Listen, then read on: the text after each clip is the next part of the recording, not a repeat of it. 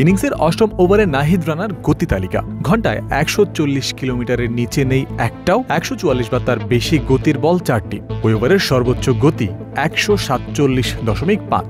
Test ক্রিকেটে একজন fast bowler এমন ধারাবাহিক গতি ধরে রাখছেন সুন্দর দৃশ্য বটে। তবে আবার যদি এত বেশি গতিই হয় নেগেটিভ আউটকামের কারণ, সেরকম ভাবনার উদ্রেক ভক্তদের মনে হতেই পারে সিলেট টেস্টের প্রথম দিন বাংলাদেশের মিস করা ক্যাচগুলো দেখলে। আইরিশ ব্যাটারদের দেয়া ৫টি ক্যাচ এদিন মিস করেছেন টাইগার ফিল্ডাররা, যার মধ্যে নাহিদ রানার বলে মিস হয়েছে ২টি ক্যাচ। ইনিংসের চতুর্থ ও ষষ্ঠ ওভারে দুবার তার বলে ক্যাচ তোলেন আয়ারল্যান্ডের অভিজ্ঞ ব্যাটার পল স্টার্লিং। তবে সেগুলো তালুবন্দি করতে ব্যর্থ হন সাদমান ইসলাম এবং মেহেদী মিরাজ। উপরন্তু ক্যাচ ধরতে গিয়ে আঙুলে ব্যথা পান বাংলাদেশের ওয়ানডে অধিনায়ক।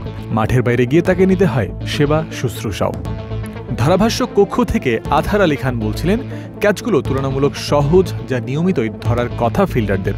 সহজ ক্যাচও তাহলে মিস হলো কেন? অমনোযোগিতা, স্কিল প্রয়োগের ঘাটতি, রিফ্লেক্স বা মুভমেন্ট সঠিক সময়ে না করতে পারা, এমন যে কোনো কিছুই হতে পারে।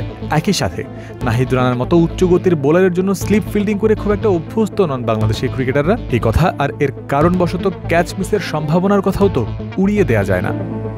অনেক কারণের মধ্যে নাহিদের অতিরিক্ত গতিও স্লিপে ক্যাচ মিসের কারণ হতে পারে কিনা এমন প্রশ্ন করা হয়েছিল বাংলাদেশের একজন পেস বোলারের কাছে। সম্ভাবনা উড়িয়ে দেননি তিনিও। অবশ্যই এটা তো টাফ, কারণ ১৩০ কিলোমিটারে যে বল করে তার বল একটু হালকা পেসে যায়। আর রানা যেহেতু ১৪৫-এ বোলিং করছে, সেহেতু ব্যাটে লাগার পর পেসটা আরও ডাবল হয়ে যায়। ক্যাচ মিস অবশ্যই খেলার অংশ, তবে স্লিপে ক্যাচ ধরা অনেক টাফ। আবার এমনও বলা যায় না গতির জন্য ক্যাচ মিস হয়েছে, এটা হতেই পারে আজকে হয়তো খারাপ দিন গেছে।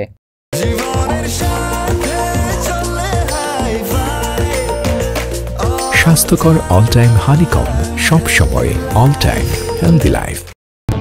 যথাক্রমে ৮ ও ১০ রানে থাকা অবস্থায় যার বলে লাইফ পেয়েছিলেন পল স্টার্লিং, সেই নাহিদ রানার বলেই ৬০ রান করার পর কট বাহাইন্ড হয়ে যান তিনি। ১৪৬.৯ কিলোমিটার গতিতে ধেয়ে আসা এই বলে ক্যাচ নেওয়া যে সহজ ছিল না তা বোঝা যায় সাদমান ইসলামের প্রতিক্রিয়া দেখেই। ৫টি ক্যাচ মিস বাংলাদেশকে ব্যাকফুটে ঠেলেছে বটে, তা না হলে আরও আগেই অল আউট হতেও পারত আয়ারল্যান্ড। তবে এসব নিয়ে খুব বেশি মাথা ঘামাচ্ছেন না পেসার হাসান মাহমুদ, বরং খুঁজছেন ইতিবাচকতা। জানিয়ে রেখেছেন ক্যাচ মিস হলে ভালো লাগে না। না, এটা part of the game, catch ছাড়বে, বাট আমরা চেষ্টা করি যে এটা আসলে পজিটিভ হিসাবে নেই যে চান্স আসতেছে, তো ফিল্ডাররা আরও রেডি থাকে আর কি পরেরটার জন্য। বাট অবশ্যই ভালো লাগে না আর কি যদি ক্যাচ মিস হয়, বাট সবাই চেষ্টা করতেছে। বেশ কিছু ক্যাচ মিস হলেও সিলেট টেস্টের প্রথম দিন শেষে বাংলাদেশ ভালো অবস্থানে আছে বলেই মনে করেন দলের এই প্রতিনিধি। ব্যাটিং সহায়ক পিচে ৮ উইকেটে আইরিশদের সংগৃহীত ২৭০ রানও খুব বেশি নয় বলেই তার মত। উইকেটের সহায়তায় বাংলাদেশের ব্যাটাররা এর থেকেও ভালো করবেন বলে করেছেন আশা প্রকাশ। জয়ন্ত বিন্দু, ক্রিক ফ্রেন্সি।